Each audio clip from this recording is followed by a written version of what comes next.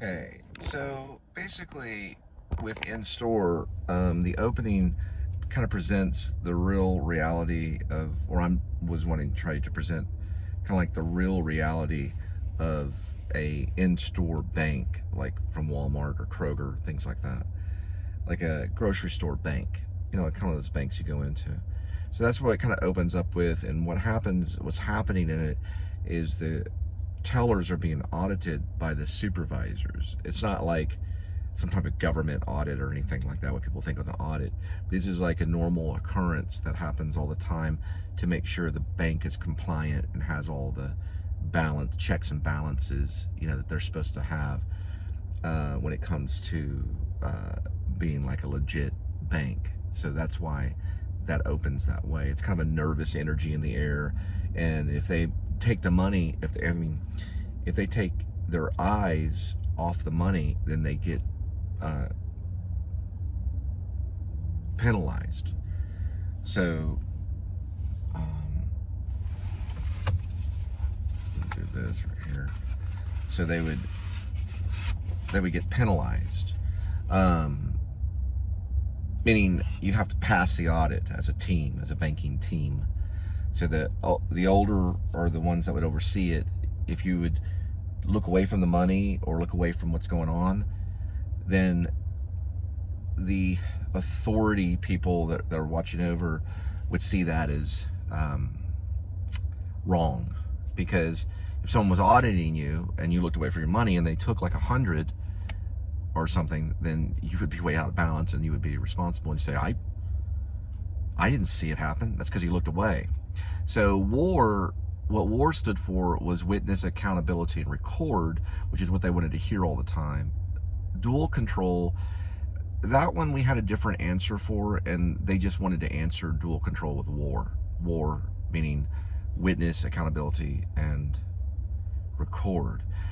Because they wanted the person, the independent person, the person that was in charge of themselves and their sole custody of the money, to be kind of a thing that they were witnessing themselves. Dual control had to do with when you work together as a team to open a lock. You know, like in those old 1950 war movies where they both turned the lock at the same time, and then they opened the box and pushed the red button and the missiles would launch. That was a dual control thing. Same thing with a bank. You open these little things, there's keys, you take a key out and you watch everyone do it, and it's like a thing. But they didn't want to put the blame on your partner if you had to open something with dual control. You were still to witness and accountable, and you were supposed to record by putting your initials down, and sometimes even record some of the actions or whatever. So it was a responsibility kind of thing. That's how it opens. So you have to continue to hear the play. Now, I will be starting the play each night. It's going to take me about 3 days probably to get through Act 1, because Act 1's about 130 minutes. So that would have to be probably shortened, or it could be a 3-act. Meaning Act 1 could be an hour, Act 2 could be 30 minutes, and Act 3 could be 30 minutes. But I made it a 2-act. Act 2 is only 30 minutes, so that would be 1 post. So Act 3 would be 3 posts. It's almost like a 4-act or something. It's a pretty big play. So modern day plays and stuff are not that long, so it would have to be probably cut if it was going to go on off Broadway or something like that. Even in modern day theaters anywhere, there's not a lot of people that show up to see a 5-act play unless they're Shakespeare fans, because Shakespeare would write a 5-act play. So when you go to Shakespeare in Park and you see an uncut true Shakespeare play, it could take a little bit of time. They're usually in 5 acts. Okay. Currently listening to the audio recording, 7-hour audio recording of No Country for Old Men, but I'm also reading the book too. A little bit different than the movie. One difference is when Moss character takes, which is played by Josh Brolin, takes Sugar, which is played by Sugar. It's played by Javier Bardem.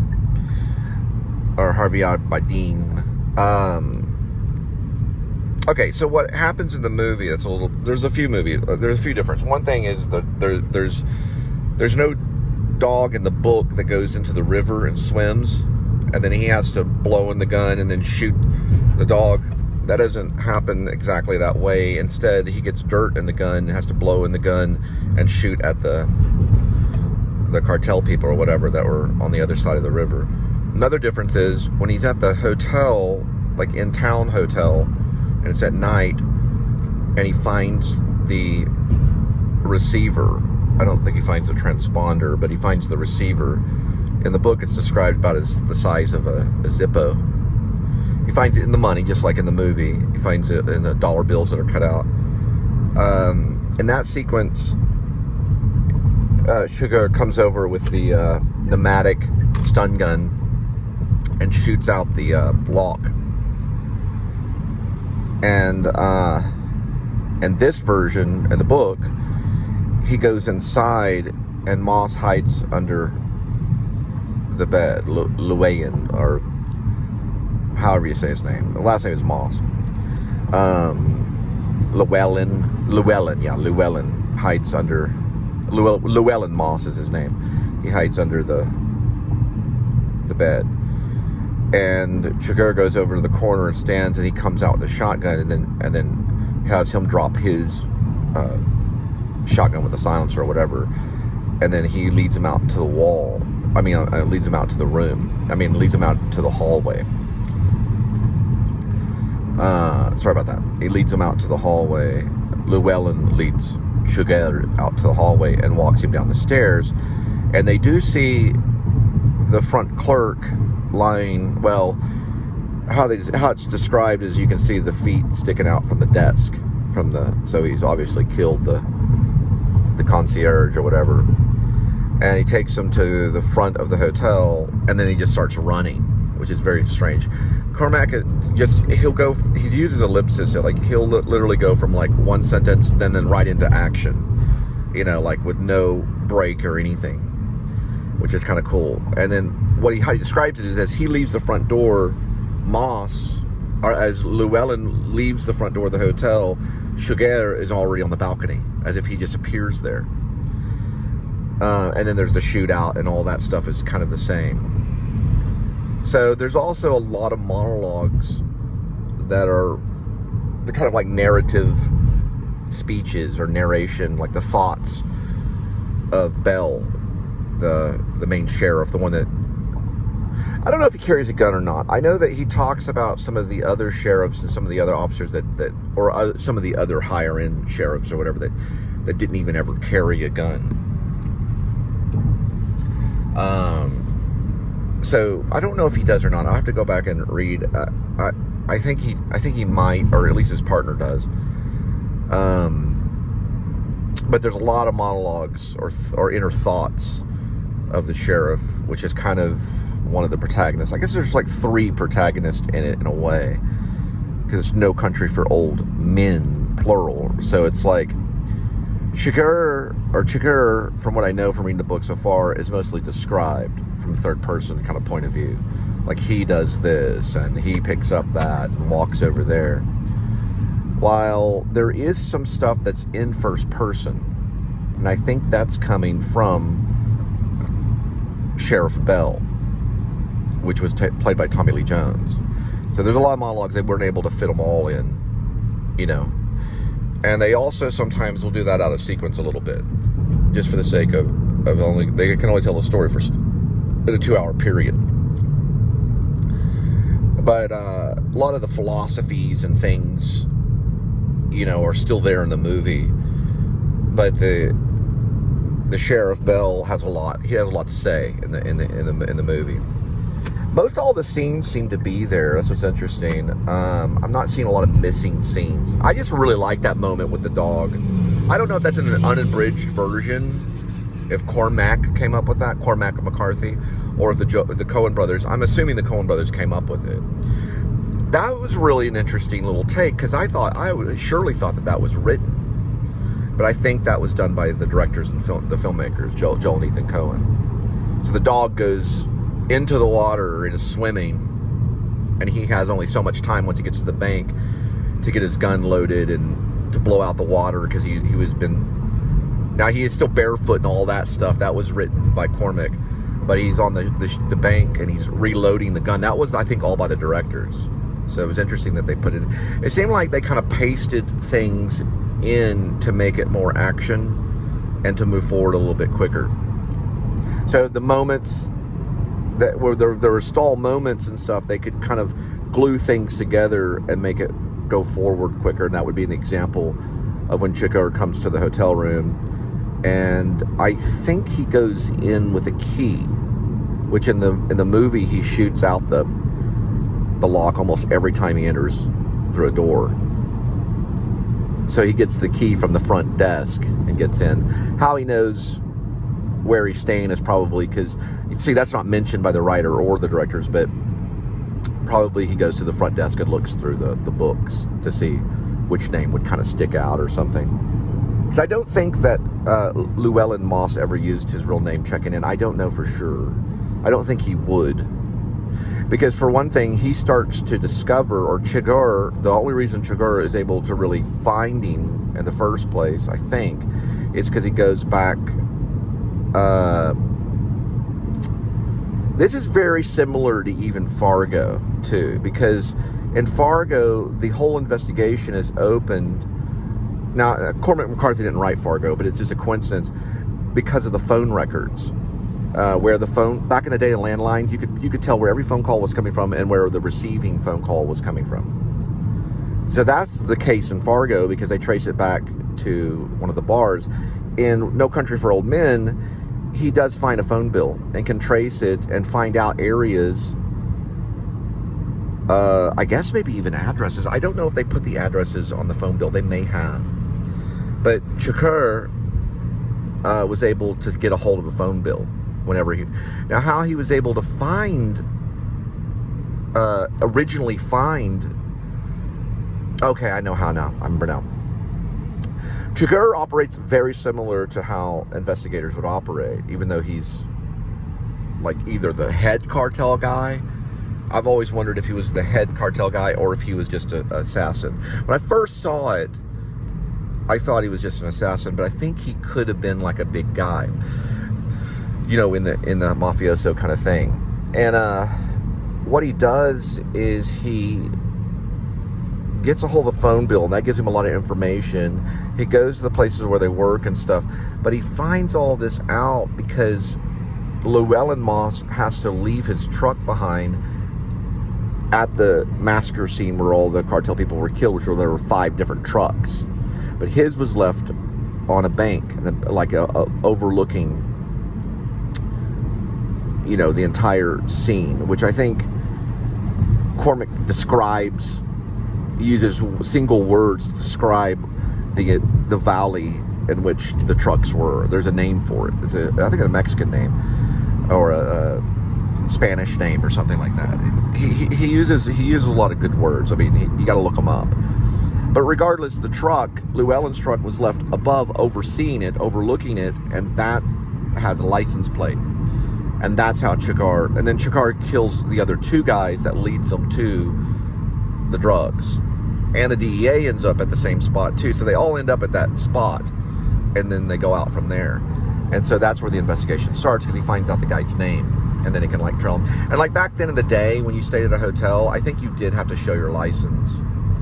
So that would be written down. So he would be able to find the room and get the key. But he told, Llewellyn tells the concierge, listen, someone's looking for me. So would you, ring me if someone comes in? And he doesn't give him a chance, because when Chigurh arrives, he kills the front guy and gets the information. Because Chigurh, the thing is, it's really kind of about, a lot of it's about the wits.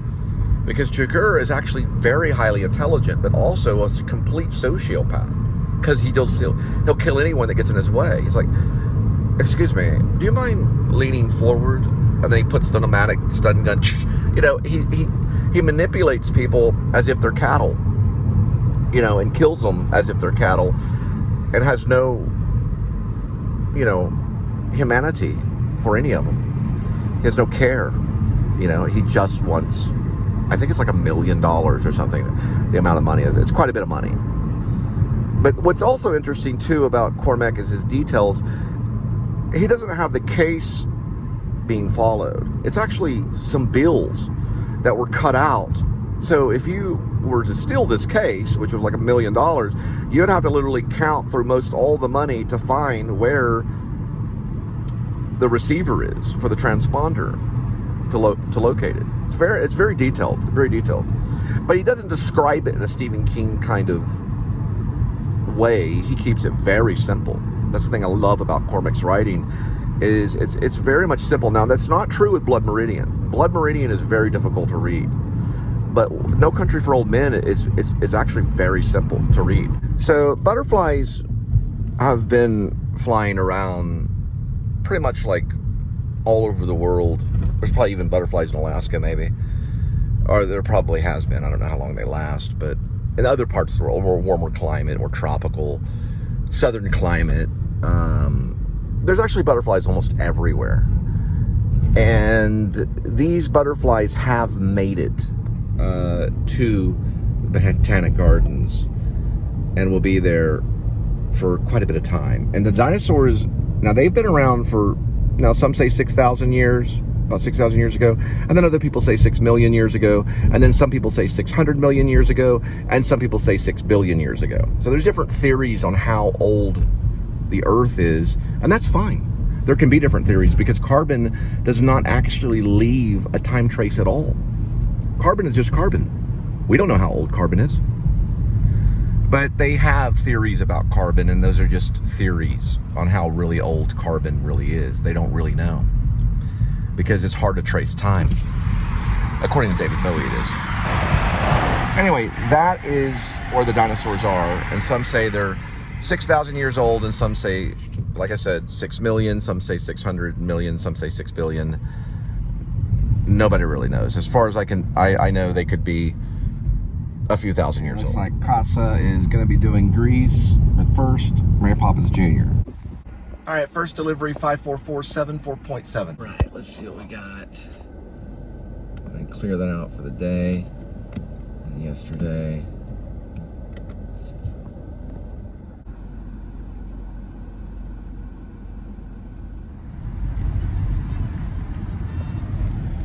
And there will be codes.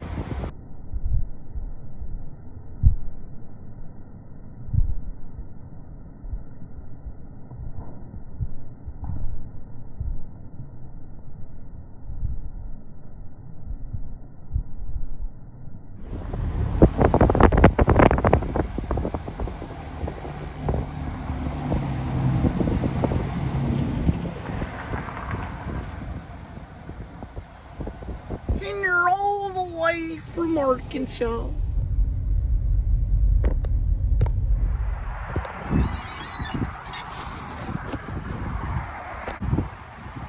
Bunch of kids at the door, and I was like, they're like, oh, it's pizza. I said, no, it's broccoli. It's broccoli covered in cheese. Yeah, kids, it's broccoli. It just looks like pizza, but secretly it's broccoli covered in cheese. So eat it up. Like, Mommy, it's pizza. And I told them it was broccoli, and their faces got like really kind of, you know, like very serious, because they believed me. And then I walked off, and they looked at it, and it's like, it's really pizza. Pizza, look, Mommy, pizza. Yeah, so what? You go ahead and eat your pizza, kid. Deep down inside, we put a little broccoli in it.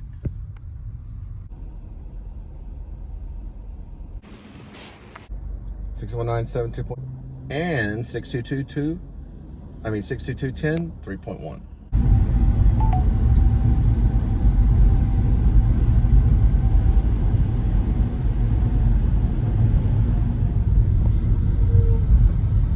Wow. Man, barely. I'm barely.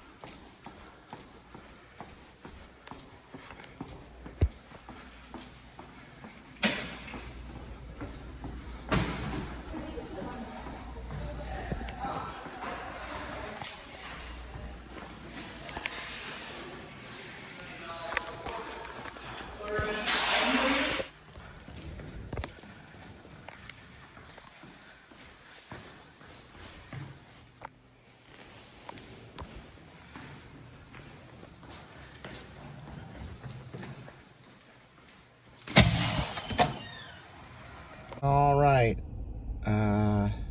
That can't be correct. All right, next one, 642, 10 minutes, 3.3.